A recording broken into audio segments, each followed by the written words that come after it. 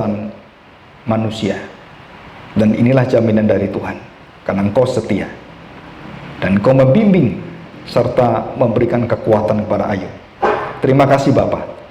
Kami serahkan hati kami, biarlah Roh Kudus menolong kami. Di dalam nama Tuhan Yesus kami serahkan doa kami ini. Amin. Mari kita buka kitab Ayub pasal 38. Kitab Ayub pasal yang ke-38.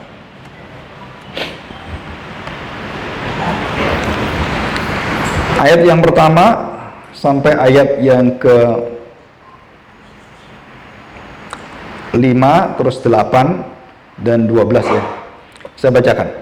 Maka dari dalam badai, Tuhan atau Yahweh itu menjawab Ayub, siapakah dia yang menggelapkan keputusan dan perkataan-perkataan yang tidak berpengetahuan?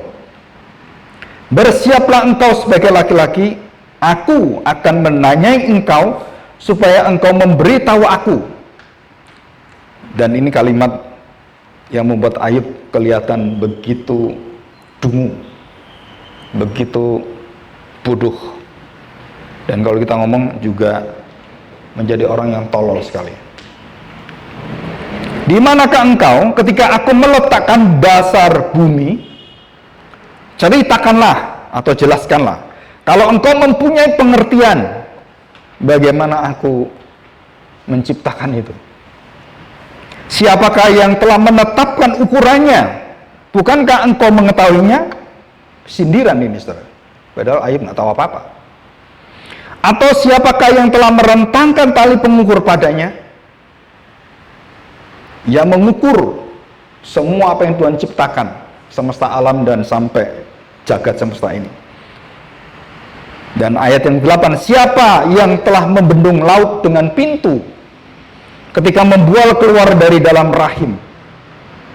Ketika aku membuat awan menjadi pakaiannya dan kekelaman menjadi kain bedungnya, ketika aku menetapkan batasnya dan memasang palang dan pintu, ketika aku berfirman, sampai di sini boleh engkau datang, jangan lewat, disinilah gelombang-gelombangmu yang congkak akan dihentikan.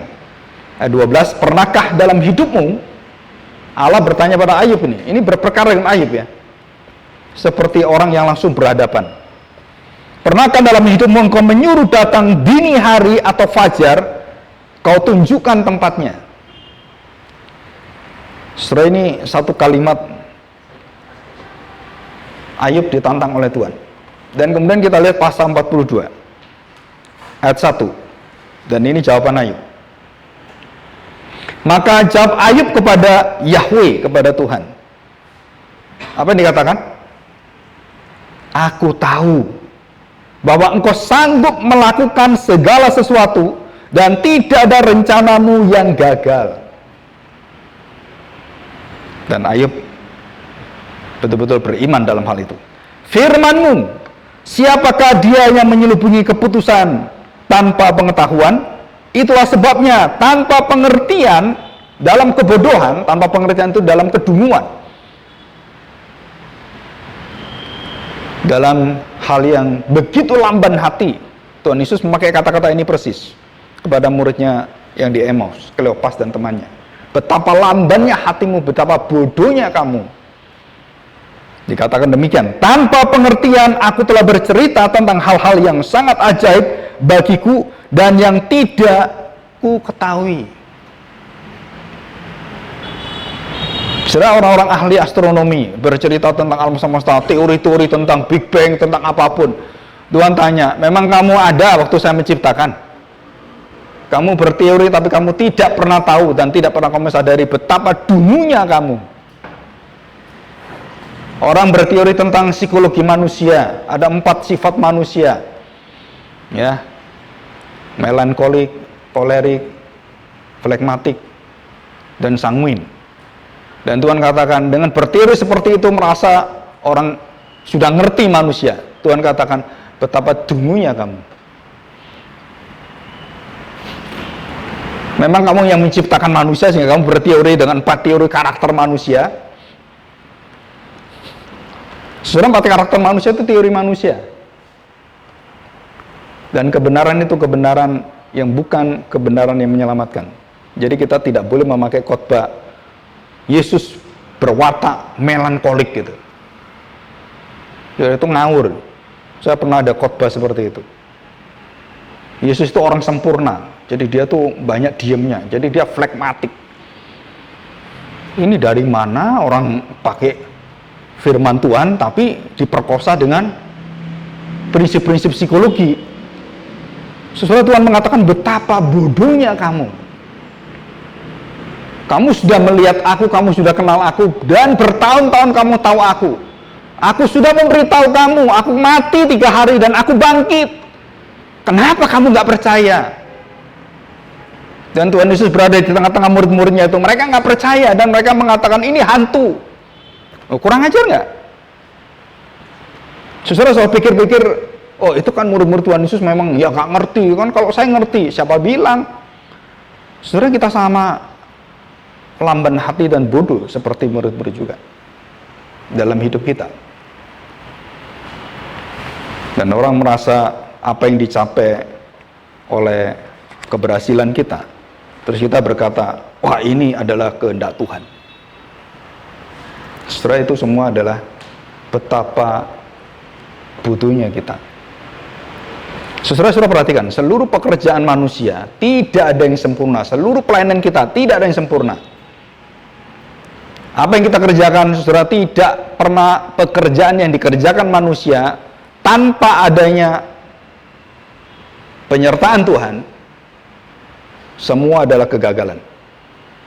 Dan itu dijamin oleh Tuhan sendiri. Rancanganmu bukan rancanganku, jalanmu bukan jalanku. Saudara lihat betapa bodohnya Abraham. Waktu dipanggil pertama kali, dia nyasar, dipanggil lagi nyasar, sampai nikah pun nyasar.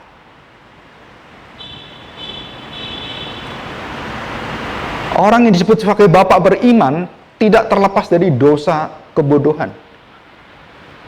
Daud juga sama, Salomo juga sama. Dan kemudian kita merasa lebih hebat daripada Abraham, daripada Daud. Terus kita saking kagumnya dengan seseorang, kita mengatakan, wah ini pendeta ini sempurna ini. Ya saudara, kita harus tahu bagaimana Ayub berkata demikian. Tanpa pengertian aku telah bercerita tentang Tuhan. Tuhan itu seperti ini. Dan dikatakan di sini, itulah sebabnya, saudara, aku membawa dalam hidupku, dalam debu dan abu, dan dia menyesal.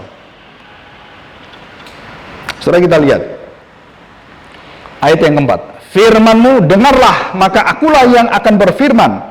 Aku akan menanyai engkau supaya engkau memberitahu aku. Saudara, ini ayat kelima. Hanya dari kata orang saja aku mendengar tentang engkau. Tetapi sekarang, mendengar itu kan telinga. Tapi sekarang, mataku sendiri memandang engkau. Saudara masih ingat, kita mempunyai satu prinsip. Yesus adalah pengantara. Dan Yesus sendiri berkata, tidak ada seorang pun yang pernah mendengar suara Allah, suara Yahweh. Dan tidak ada seorang pun yang melihat Allah. Betul kan? Nah, sekarang saya tanya, yang dilihat Ayub ini siapa? Kalau Allah nggak bisa dilihat, nggak bisa didengar, yang dilihat Ayub siapa? Yang didengar Ayub siapa? Tuhan Yesus mengatakan, tidak ada seorang pun yang kenal Bapa suaranya, apalagi kamu lihat. Nggak ada orang yang bisa melihat. Dan di dalam sejarah manusia tidak ada satu orang pun yang melihat Bapa kecuali Anak.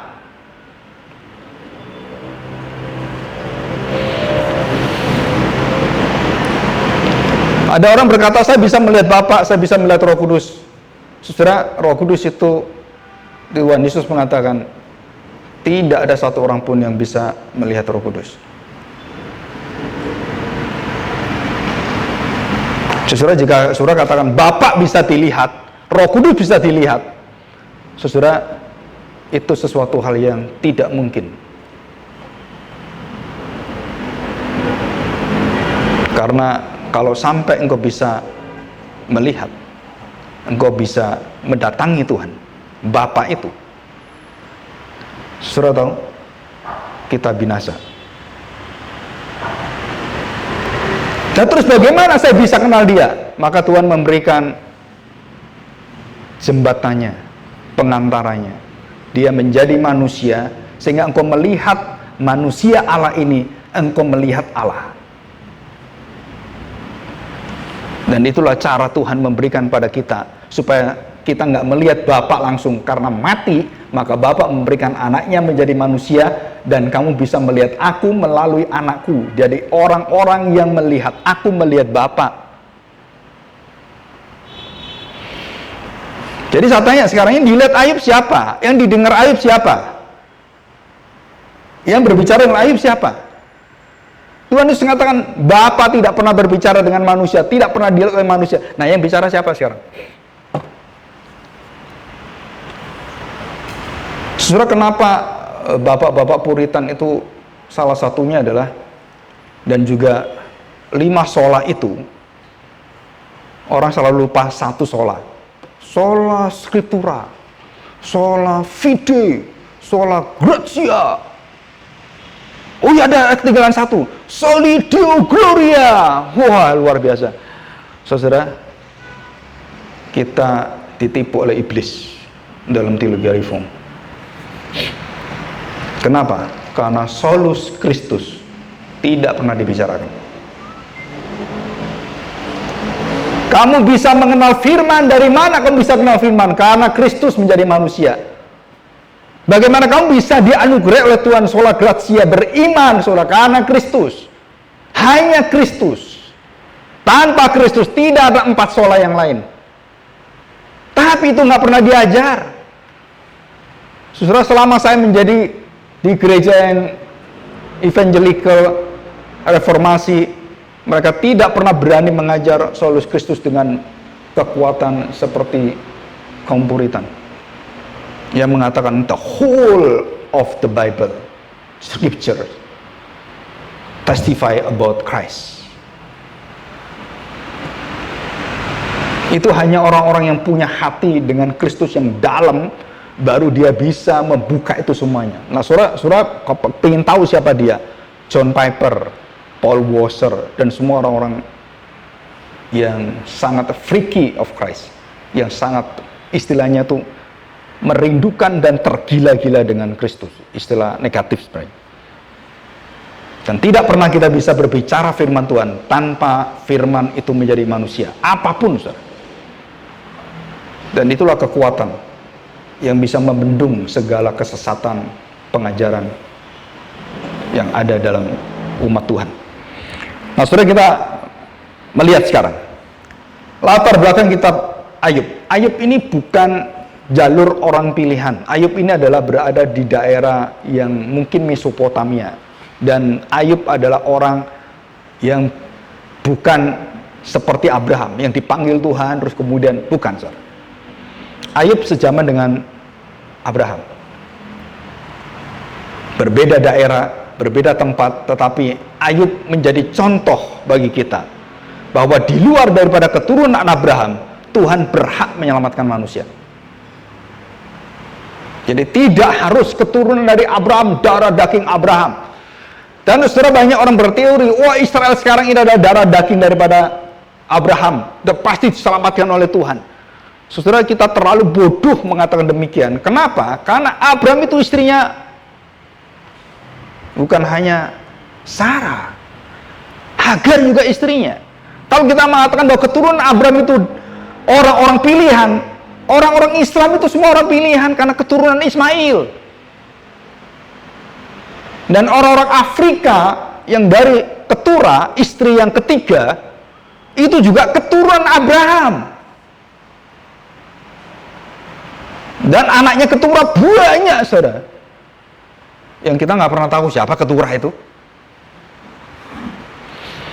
Jadi Abraham bukan hanya Sarah, istrinya. Kalau dari darah daging Abraham, maka Hagar punya Ismail anak itu, wah itu 12 kerajaan Arab yang hebat-hebat itu, saudara. Sama dengan Israel. Nah, saudara tahu Midian? Midian itu adalah suku, salah satu keturunan dari anak cucu Abraham. Dari mana? Dari Ketura. Jadi kalau dipikir-pikir, cucunya Abraham, cicit cucu cocot-cocotnya itu berperang sendiri. Perang ini, dengan Filistin ini, itu Moab, itu keturunan dari Abraham semua. Kalau saudara lihat sejarahnya, itu darah daging Abraham semua. Jadi kalau orang berkata, oh ini darah daging Abraham pasti diselamatkan, saudara kita belajarlah. Maka ada seorang ahli dunia perang dan pertahanan dan ahli strategi perang juga dengan negara-negara itu, seorang Muslim ya bernama Ibu Koni. Bagaimana akan menyelesaikan perang Hamas dan Israel, perang-perang Saudi dengan Israel dan semuanya? Dia mengatakan satu kalimat, saudara, dan itu benar kalimat itu. Gampang, kalau ingin tahu ini daerahnya siapa, tanah siapa, gampang, tes DNA. Kamu Israel benar atau enggak, kamu Hamas benar enggak, Palestina enggak. Dan baru dicocokkan, oh darahnya ini, cirinya ini, kan ada itu semua. Kan tes DNA nggak bisa. Kamu mau menipu apapun nggak bisa, tes aja DNA. Kamu Israel atau enggak, dites. Oh ini campuran, nggak bisa buang. Kamu nggak berhak berada di sini, kenapa? Kamu Israel nggak asli campuran. Dan saudara tahu, dalam Alkitab, 10 suku bangsa Israel punah. Dan sudah tidak ada. Zaman pembuangan. Mereka bercampur, mereka berhala, dan mereka begitu rusak, dan Tuhan buang mereka, dan tidak ada mereka yang kembali lagi. Dan hanya suku Yehuda dan Benyamin yang ada. Dan itu pun, dua suku itu pun akhirnya juga hancur sekali. Terus kita belajar sejarah, terus akhirnya orang berkata, oh nanti di akhir zaman, masa-masa tribulasi, kemudian orang melihat bangsa Israel itu, yang sungguh-sungguh Israel yang asli itu akan diselamatkan, jumlahnya 144.000. Saudara, itu bukan tafsiran Alkitab, saudara. Orang dispensasi bicara itu semuanya. 144 itu mewakili seluruh hidup orang percaya, dan itu ada di dalam satu wujud yang bisa memberikan 144.000 orang percaya itu, yaitu apa? Israel yang baru. Siapa Israel yang baru? Abraham yang baru, Ishak yang baru, Yakub yang baru, Yerusalem yang baru. Siapa dia? Adalah Yesus.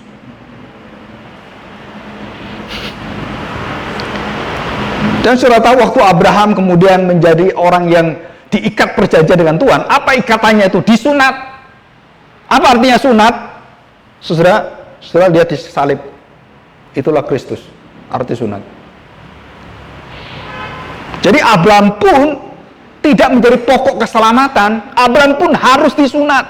Dia pun harus diselamatkan. Kenapa kamu mengatakan darah dagingnya menyelamatkan?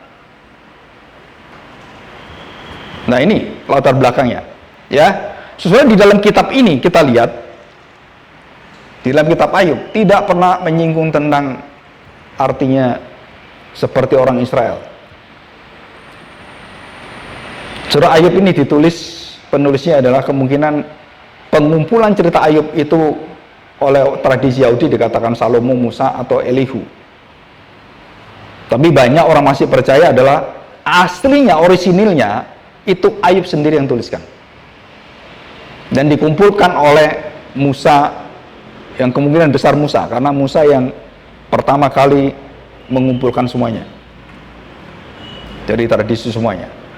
Saudara, kita tidak ada dikatakan seperti konsep Yahweh-nya orang-orang Yahudi, tetapi Ayub mengenal Allah yang mencipta alam semesta, sampai akhirnya dia bertemu Allah yang menebus hidupnya.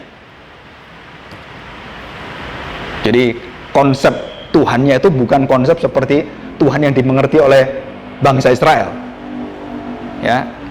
Jadi Ayub masih memandang Allah itu belum menembus kepada Allah yang menyelamatkan. Kenapa? Akhirnya pasal 42 dia bertobat, dan dia akhirnya mengenal.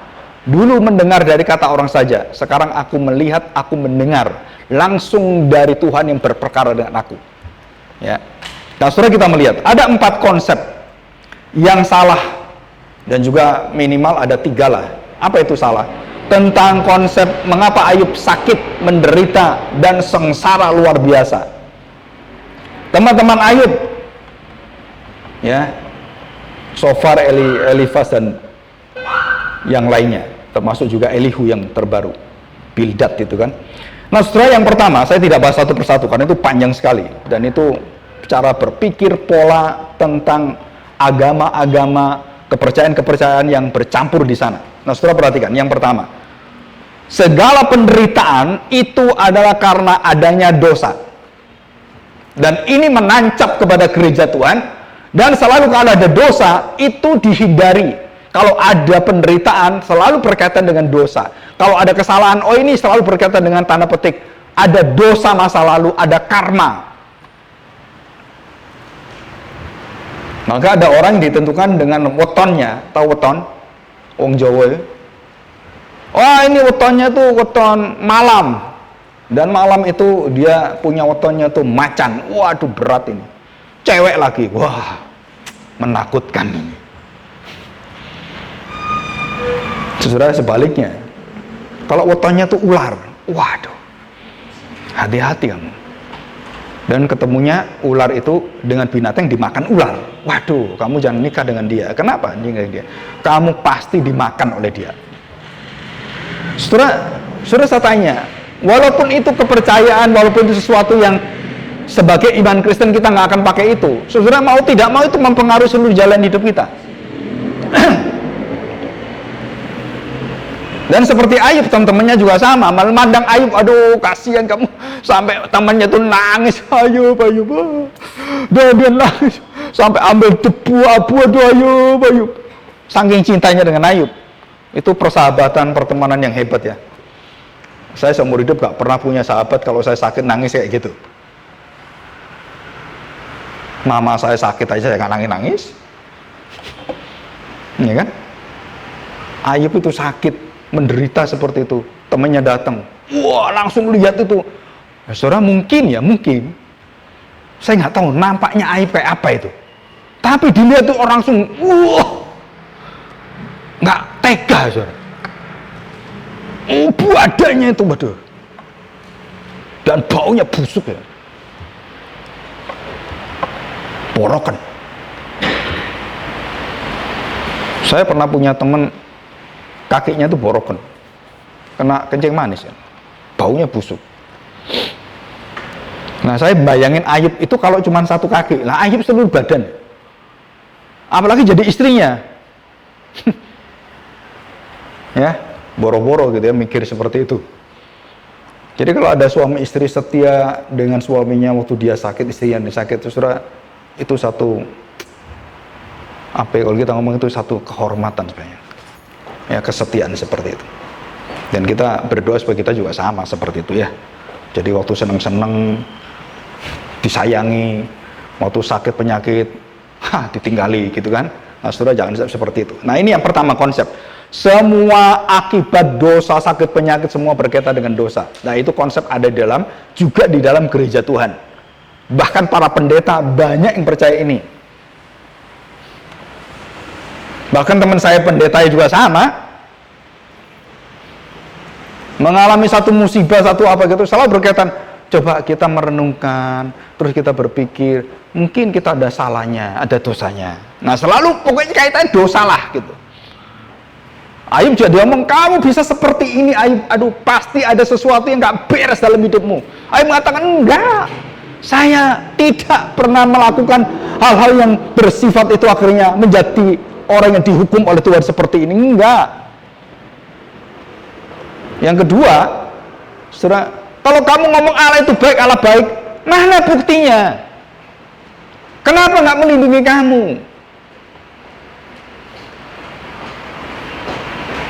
Kan kamu sudah diberkati Tuhan semuanya, kenapa sekarang berkat semua diambil, semua dihancurkan semuanya, dan tinggal kamu sekarang seperti ini? Kalau Allah baik, Allah itu bisa mencegah. Allah itu kalau baik penuh dengan kasih setia tuh, Allah bisa memberikan kita satu benteng perlindungan. Jadi kamu nggak sampai jatuh. Saudara, kalimat dari teman-teman Ayub dengan iblis itu sama. Betul ya? Kalau kamu anak Allah, nah kan gitu sama. Sudah dikatakan bahwa kalau Allah baik, setia, pasti melindungi umatnya. Nggak sampai kamu seperti ini. Apalagi sampai mati nanti. Enggak lah. Nah, sudah di situ. Artinya apa? Bahwa kita pasti akan melewati penderitaan itu. Dan kita akan mendapatkan jaminan dari Tuhan. Nah, kenyataannya Ayub tidak mendapatkan itu. Yang ketiga, saudara, nah ini yang berat, saudara. Mungkin bukan kamu, Ayub, yang salah. Mungkin istrimu, anak-anakmu, atau mungkin bapakmu. Kalau nggak bapakmu, ya bapaknya bapakmu, kakekmu. Dulu pernah berbuat hal-hal yang aneh-aneh sehingga akhirnya akibatnya itu mendapatkan tanda petik. Akibatnya mendapatkan akibat seperti kutukan, kena kamu akhirnya. Saudara, orang idiot, terus orang-orang yang ya cacat mental, sesuatu itu menurun. Contoh, kalau dulu neneknya pernah jadi orang gila, terus kepada anaknya, oh anaknya nggak ada, aduh beresinan nggak ada. Jangan lupa, saudara, cucunya bisa kena. Dan akhirnya benar cucunya yang perempuan kena, saudara. Dan saya mengkonseling orang beberapa. Itu saya tanya, Pak, anak saya begini, kami suami istri baik-baik, Pak, kenapa anak saya seperti ini? Terus saya beritahu, coba tanyakan ke keluargamu, salah satu semua, siapapun, ada nggak satu atau mungkin dua yang mengalami kelemahan mental seperti ini? Oke, istrinya tanya, suaminya tanya, dan dua-duanya ada keturunan gila semua, kelemahan mental.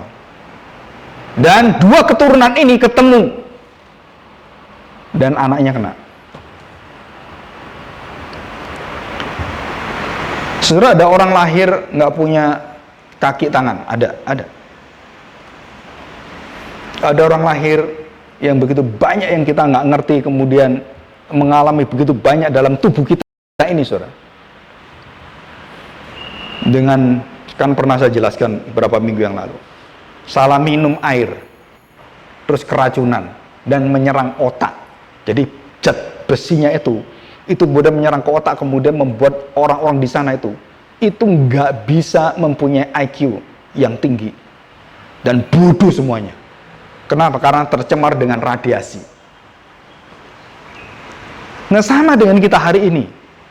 Kita nggak tahu kita makan apa, dan itu mengandung zat apa kita juga nggak tahu, dicampur-campur apa nggak tahu. Mau boraks, mau borok, pokoknya semua dicampur. Makanan busuk kayak masuk semuanya. Kita nggak tahu ada virusnya apa, nggak tahu. Kita makan aja kan gorengan apa gitu, makan gitu. Saudara, sekali waktu semua kemudian, wah kamu kena penyakit, dan kemudian saudara kita divonis kena sakit. Terus saya tanya sekarang, nyalain siapa? Dunia jatuh dalam dosa. Sebaik-baik kamu sehat, saudara, tiba-tiba Tuhan izinkan udara kamu hidup ada virusnya masuk ke hidungmu, masuk ke paru-parumu, bekerja, gagal paru-paru. Bisa nggak? Sangat bisa, saudara. Jadi semua kita lihat berarti, saudara, apa yang ada dunia jatuh dalam dosa ini, saudara, kita harus betul-betul was-was tahu. Kalau sesuatu sakit penyakit melanda kita dan semuanya apapun itu, saudara, jangan pernah salahkan Tuhan, karena dunia sudah jatuh dalam dosa. Dan itu kesalahan daripada nenek moyang kita. Dan apalagi sekarang, pencemaran itu sudah masuk ke dalam ranking yang sangat mengkhawatirkan. Polusi sekarang sudah bertingkat-tingkat luar biasa, dengan bermacam-macam polusi. Dan itu sudah milimikron, dan batas-batas sudah diberitahu. Saudara bayangin, jadi kita berada di tempat di mana kota seperti ini, saudara, ada satu resiko hidup di kota seperti ini. Tiba-tiba ada virus. Teman saya yang punya Westshop, yang punya kue itu kan, Westshop itu, tiba-tiba kena sakit virus, Dan dia kena serang mulai dari otaknya, tubuhnya semua. Dan dokter nggak tahu, setelah lama, hampir seminggu baru tahu. Virusnya apa baru tahu. Karena mungkin dia punya uang yang bisa meneliti virus itu kan. Dan dia punya saudara di Australia, ahli juga. Dari dikirim kemudian tahu, oh kamu kena virus ini. Dari mana virus itu? Bukan virus COVID, virus beda lagi. Jadi di rumah sakit 2 minggu.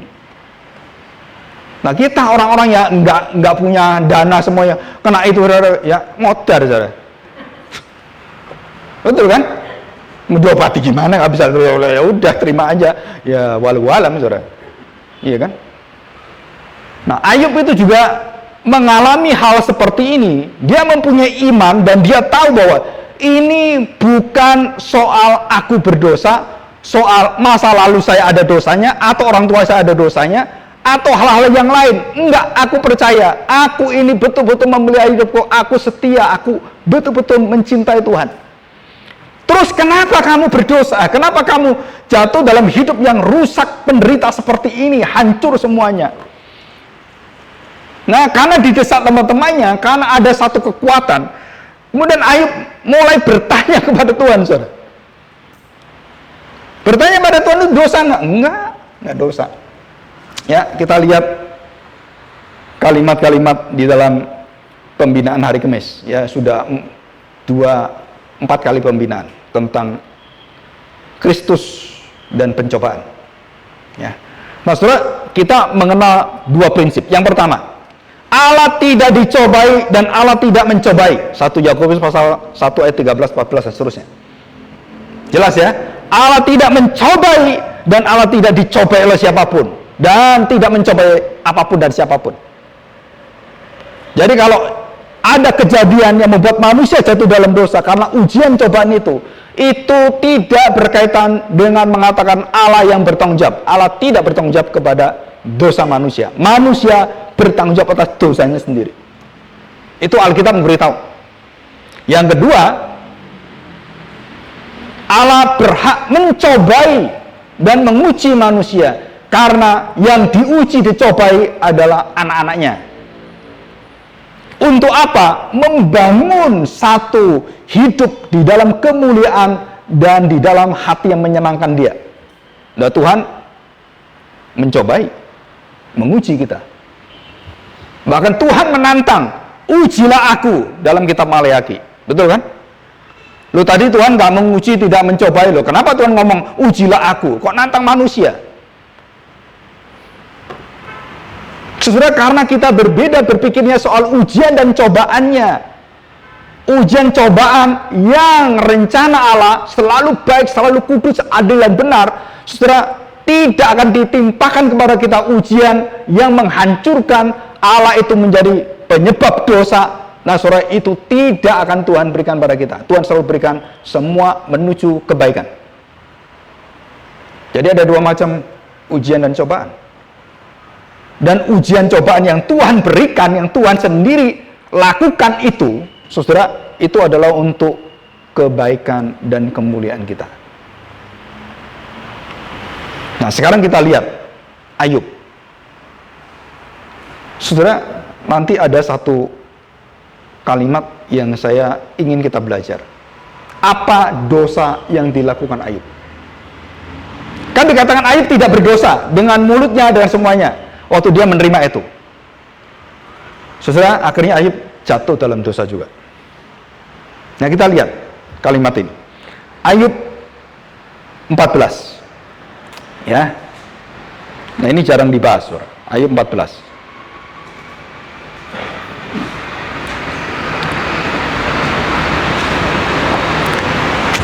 Ayub 14 ayat yang ke-4.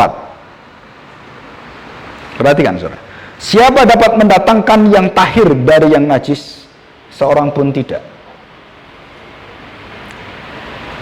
Maksudnya apa kalimat ini? Mustahil manusia itu bisa menyenangkan hati Allah, menjadi tahir dengan kekuatan sendiri, menjadi dari najis menjadi tahir, tahir menjadi najis.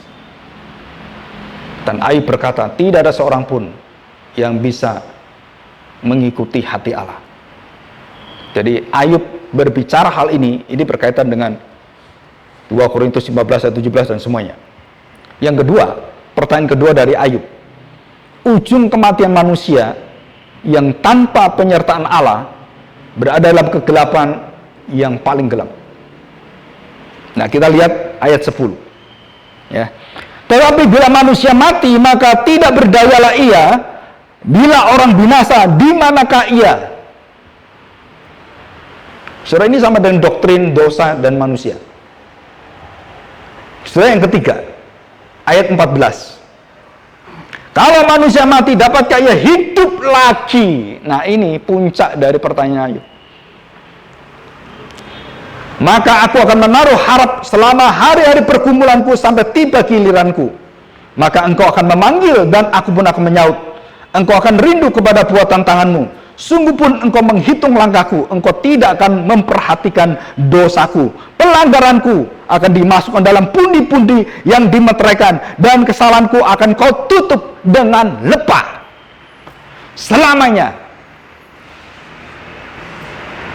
Surah ini Ayub berbicara tentang siapa? Tentang penebus, Allah yang menebus dosa. Dari kalimat pertanyaan Ayub, 3 kalimat ini, kita mengenal Ayub bahwa dia adalah manusia yang berdosa. Dia tahu siapakah dirinya.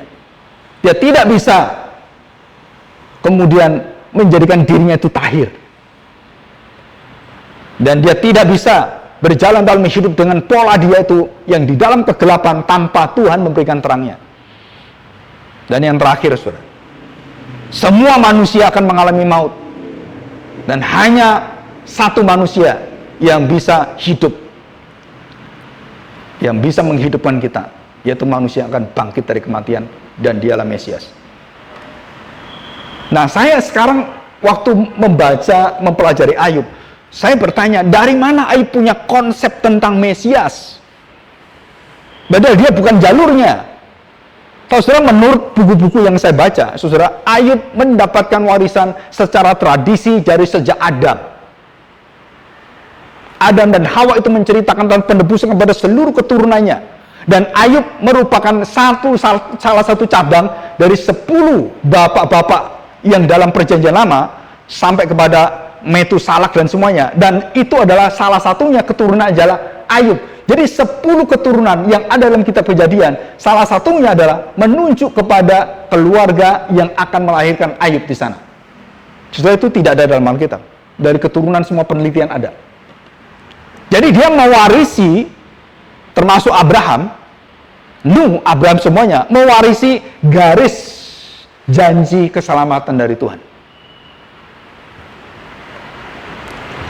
Maka saya tidak setuju kalau ada orang mengatakan Ayub itu bukan orang Israel, nggak tahu siapa-siapa, akhirnya dia bisa menjadi orang yang diselamatkan oleh Tuhan. Jadi keselamatan ini bukan hanya orang Kristen, orang bukan Kristen juga bisa diselamatkan. Saya tidak percaya itu. Kenapa? Karena keselamatan hanya di dalam nama Tuhan. Ya, karena kita kurang pengetahuan. Tapi setelah diselidiki, akhirnya ada jalurnya. Ya, itu semua butuh waktu yang sangat banyak.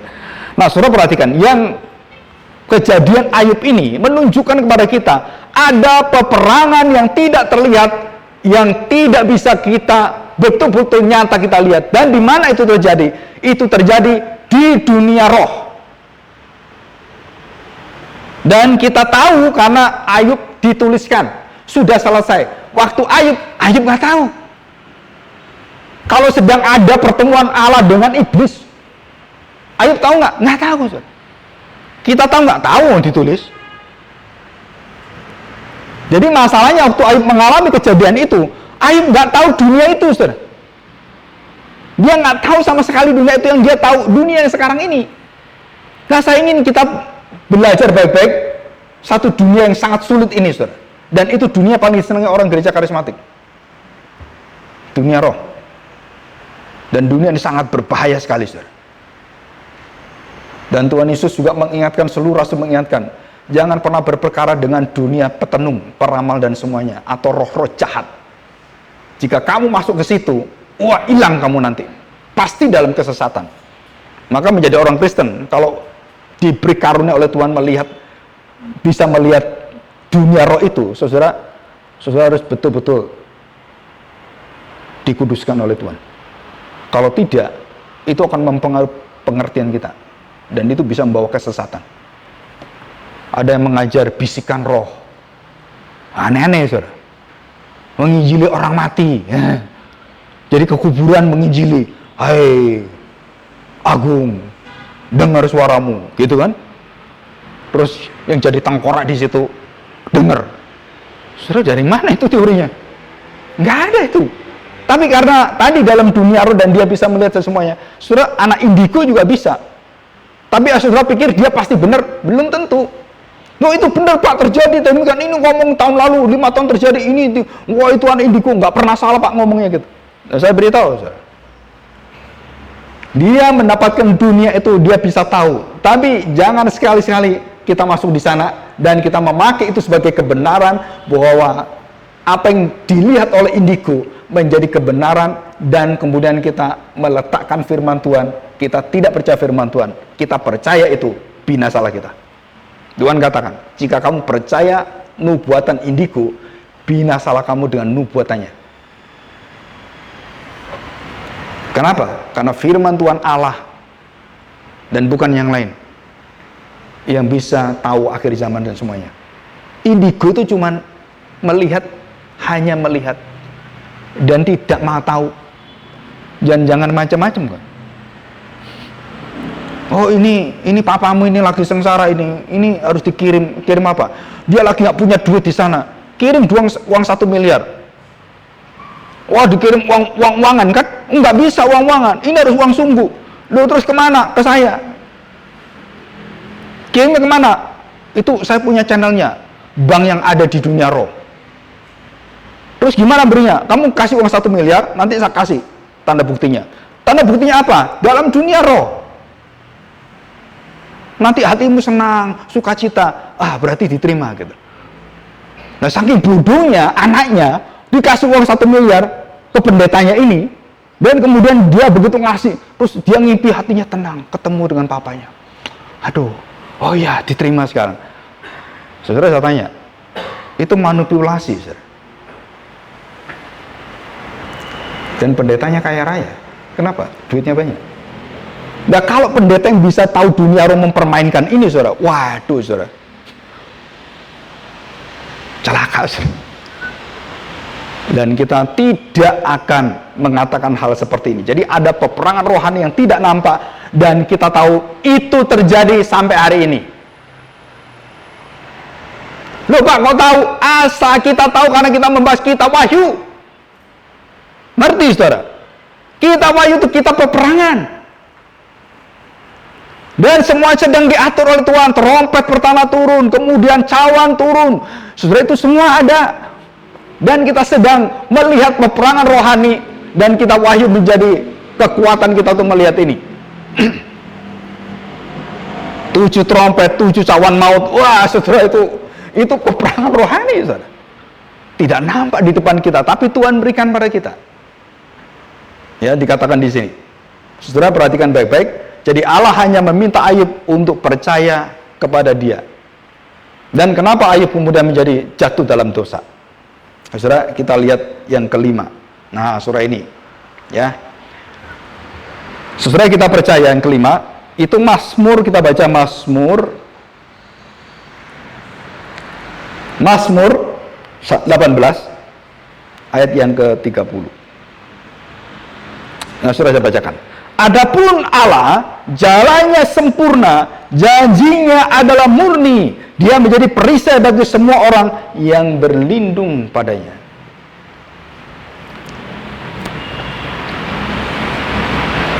Saudara, kalau ada kejadian yang sulit yang kita alami, seperti Ayub. Ayub ingin bertanya kepada Tuhan, ingin tahu jawabannya. Kenapa saya seperti ini, Tuhan? Kenapa kamu tega benar melihat anakmu seperti ini, Tuhan? Kenapa? Aku ingin tahu jawabannya. Dan bahkan Ayub kemudian mengatakan, aku ingin berperkara menantang engkau. Dan disitulah Ayub jatuh dalam dosa. Kenapa jatuh dalam dosa? Karena dia menantang Tuhan dan mulai mendakwa Tuhan. menuduh Tuhan. Kalau aku beres dan semua terjadi, kenapa? Kenapa kamu gak jawab? Nah, tidak ada jawaban dari Tuhan. Ayub kecewa luar biasa.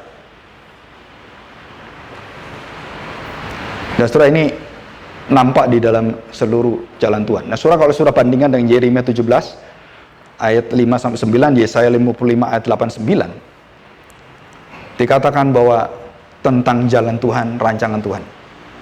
Orang yang bersandar kekuatan Tuhan berbahagia, celakalah orang-orang yang tidak berlindung dan bersandar pada kekuatan Tuhan. Dan itu jelas sekali.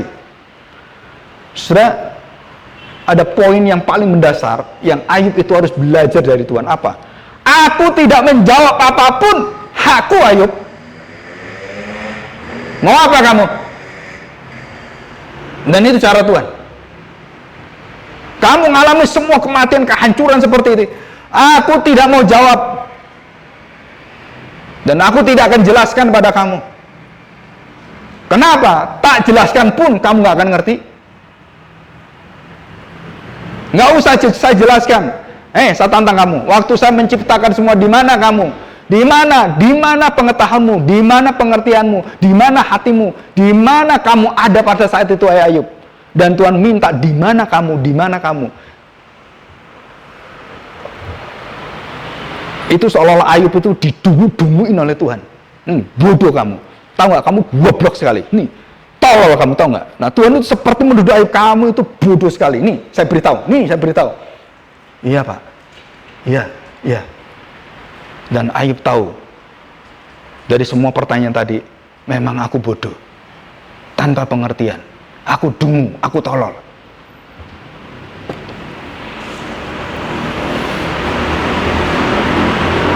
Jadi Tuhan itu kadang-kadang, saudara, menjadi orang itu kadang-kadang tidak mau ditanya. Saudara perhatikan satu emosi. Ya, satu emosi. Seorang anak dengan seorang ibu atau bapak lah. Ya, tanya anaknya. Pak, kenapa ini gini? Oh iya, karena ini nih. Loh iya kena. Loh, terus, loh kok bisa, Pak? Ya, Papa jelasin. Bagaimana, Pak, kalau ini seperti ini? Ya nggak boleh gini-gini. Loh, Pak, Papa tahu nggak? Terus kan? Kalau terjadi seperti ini kan berarti nggak benar ini, Pak. Bukan nggak benar, dijelasin oleh papanya. Saudara, begitu dijelasin sampai berpuluh-puluh pertanyaan dijelasin, dan anak yang ngotot terus. Terus papanya diem. Pak, kenapa diem? Jawab toh. Ini kenapa seperti itu? Papa kenapa diem? Saudara, semakin dia diem dan semakin kita ngotot, artinya apa? Saudara toh? Bapaknya akan marah. Dan Allah sama seperti itu, saudara. Ayub nantang. 4 temannya nantang semua gitu, bertanya seperti itu, dan semua itu semua pertanyaan pada Tuhan, semua itu. Ratusan pertanyaan, ratusan ingin jawaban. Wah, ditanyakan kenapa ini, kenapa kamu seperti ini. Tanya Tuhanmu, kenapa kamu jadi seperti ini. Kalau Tuhan tidak berbicara, itu berarti kamu salah. Wah, Ayub udah akhirnya seperti Musa kan, waktu dicobai oleh umat Israel, nggak tahan, akhirnya dia marahnya ke Tuhan. Dan Tuhan berbalik, bukan kamu menuduh aku, sekarang aku akan menuduh kamu. Kamu mendakwa aku sekarang mendakwa kamu, Ayub. Ayub berperkara. Nih, saya jelasin. Saya beritahu. Yang Allah itu kamu atau saya? Secara kasarnya seperti itu, saudara. Kalau Ayub mengatakan, oh aku lebih tahu, harusnya gini. Berarti kamu menyembah berhala. Siapa berhala? Ya kamu sendiri, pikiranmu sendiri berhalamu. Saudara, kekuatan dari iman Ayub ini adalah puncak waktu Ayub berbalik.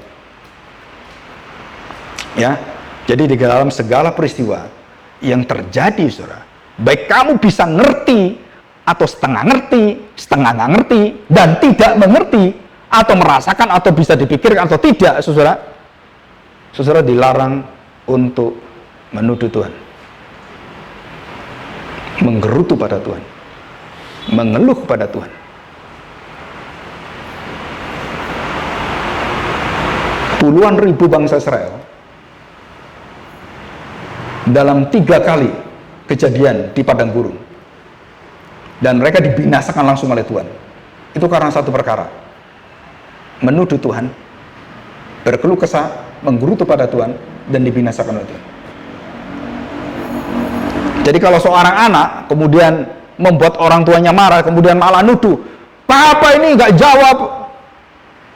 Gimana Papa ini nggak jawab?" Padahal kan udah dijawab, ini nggak jawab. Karena dia nggak ngerti, dijawab nggak ngerti. Kamu ini keterlaluan ya. Udah diem kamu. Kan harusnya gitu kan. Malah Papa yang suruh, Papa aja yang diem. Nah, di situ kita melihat ada satu perkataan dari Yusuf.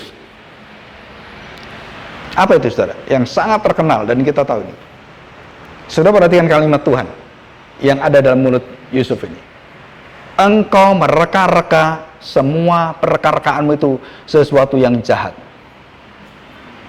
Tentang aku sampai hari ini kamu jahat. Walaupun tak kasih makan, tak kasih minum, tak lindungi, kamu tetap berpikir aku bisa jahat.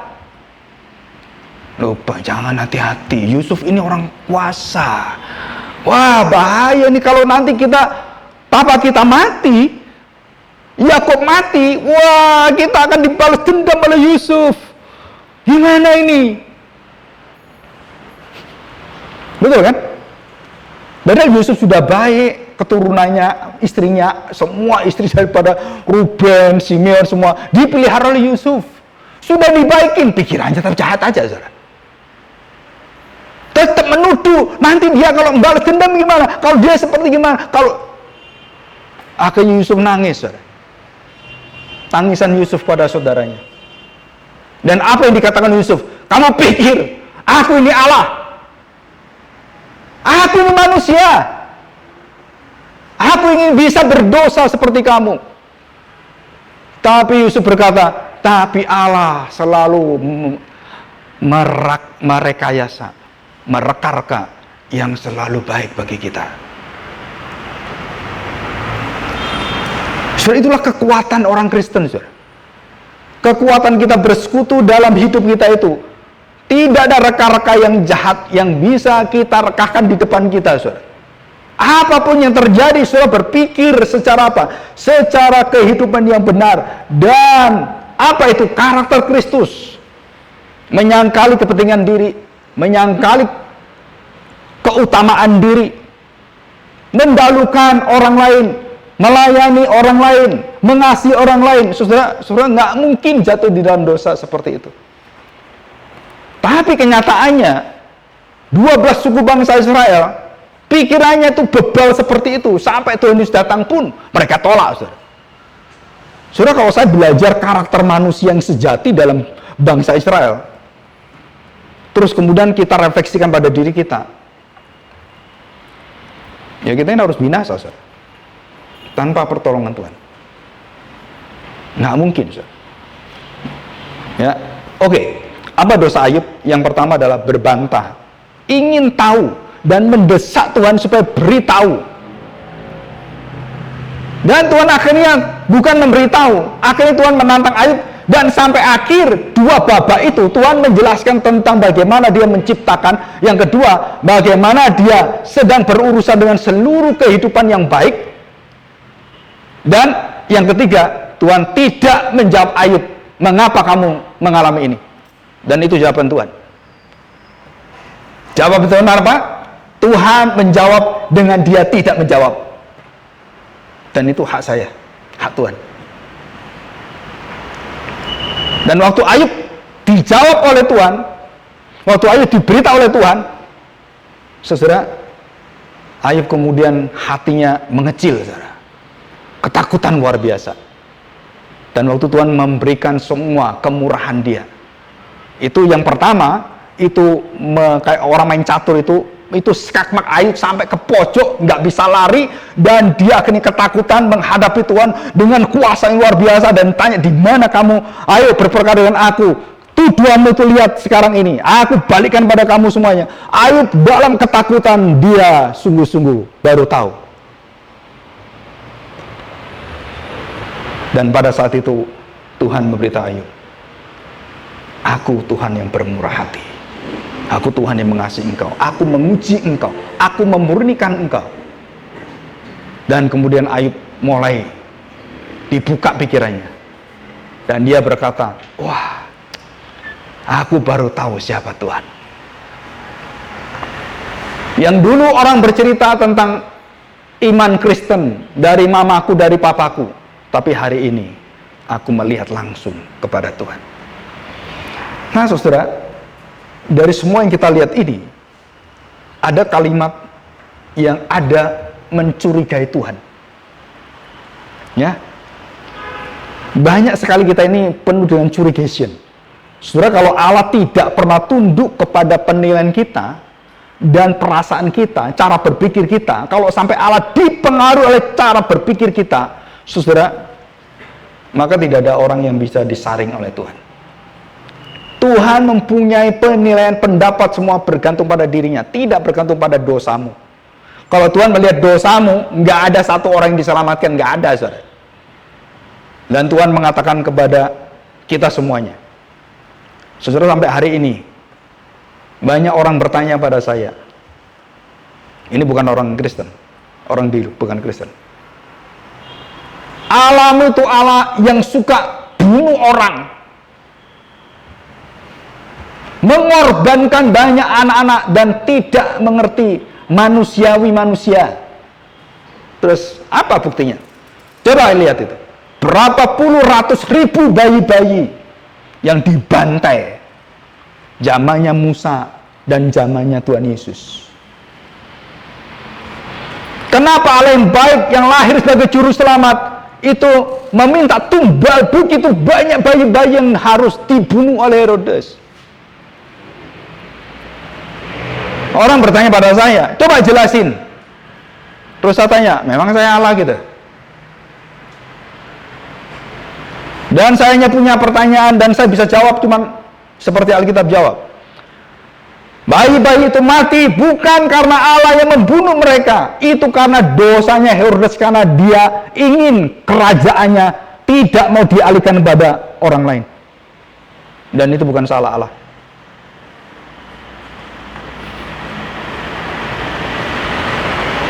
Dan semua ibu-ibu yang nangis anaknya mati zamannya Musa, zamannya Herodes, zamannya Tuhan Yesus waktu mau lahir itu, bayi itu. Ibu-ibu nangis di hadapan Tuhan, terdengar di Rama tangisan Rahel. Gitu kan? Saudara bayangkan seorang ibu nggak tahu apa-apa, tiba-tiba anaknya seperti, tahu Hamas barusan ini. Dan saya dilihatkan satu video, saudara. Bayi dipenggal kepalanya.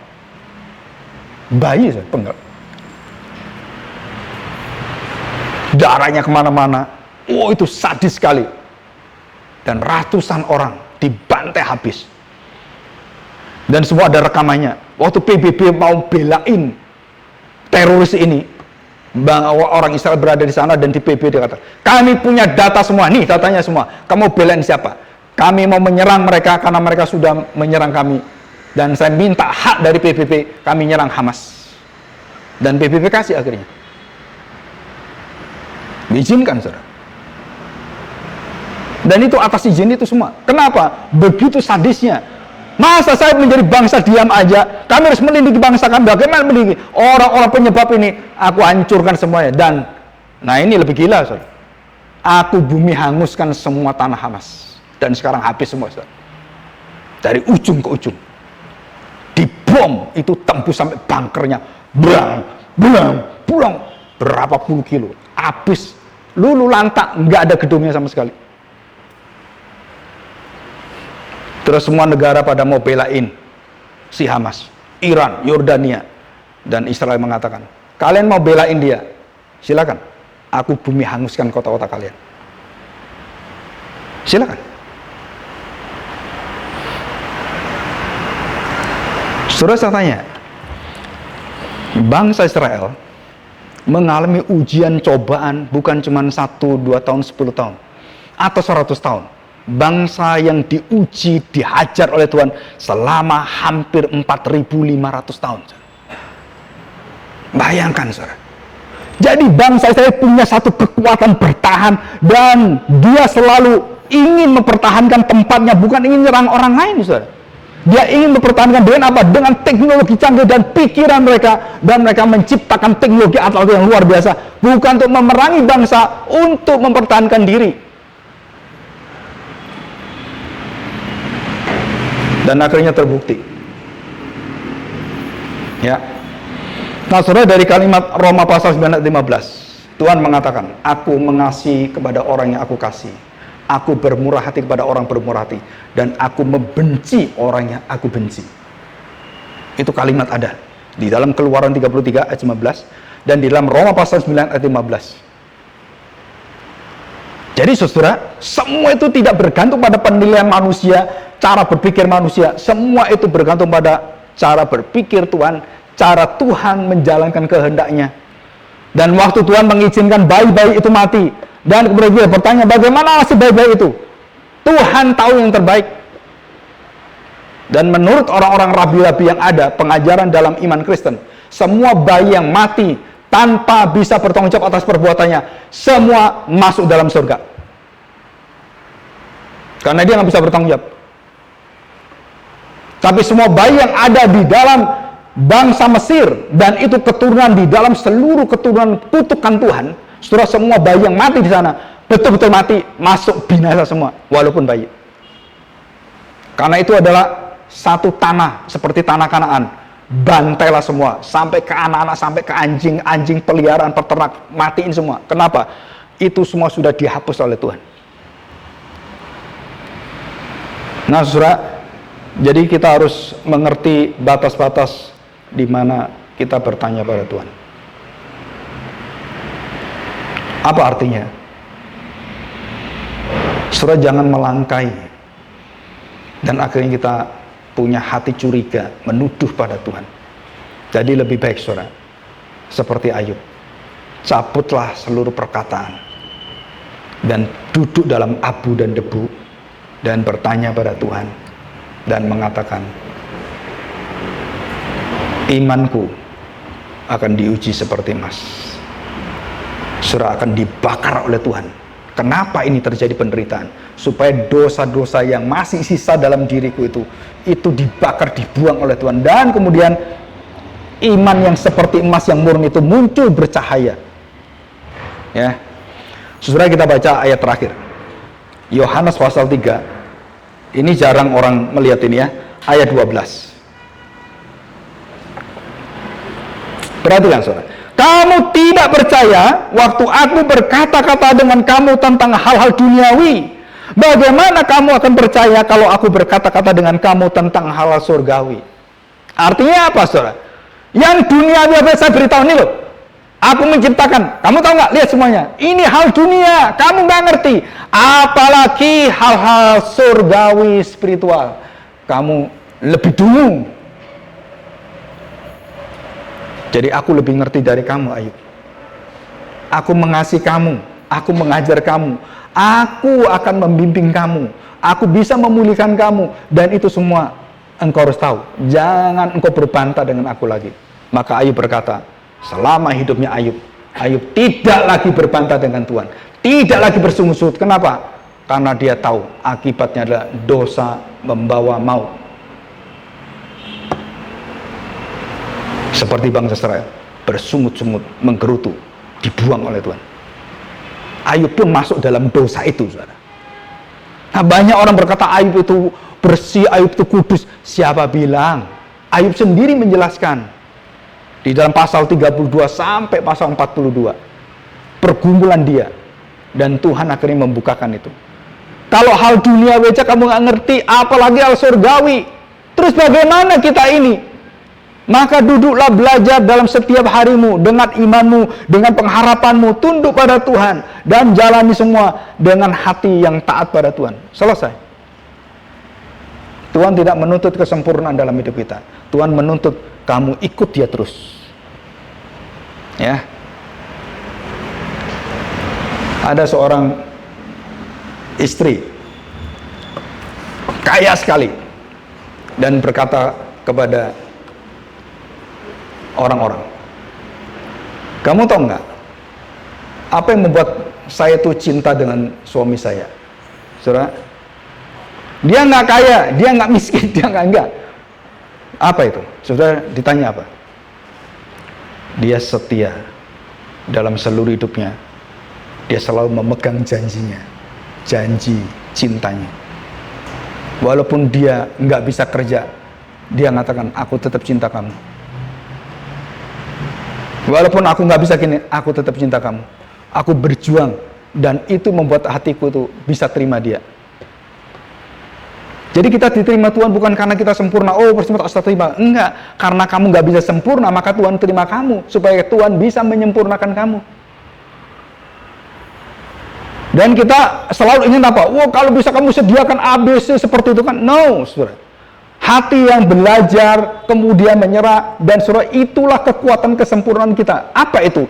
Di dalam segala kelemahanku, kuasaku, anugerahku sempurna. Dan itulah keluarga Kristen, itulah hidup orang percaya. Ya, mari kita berdoa, kita bersyukur pada Tuhan.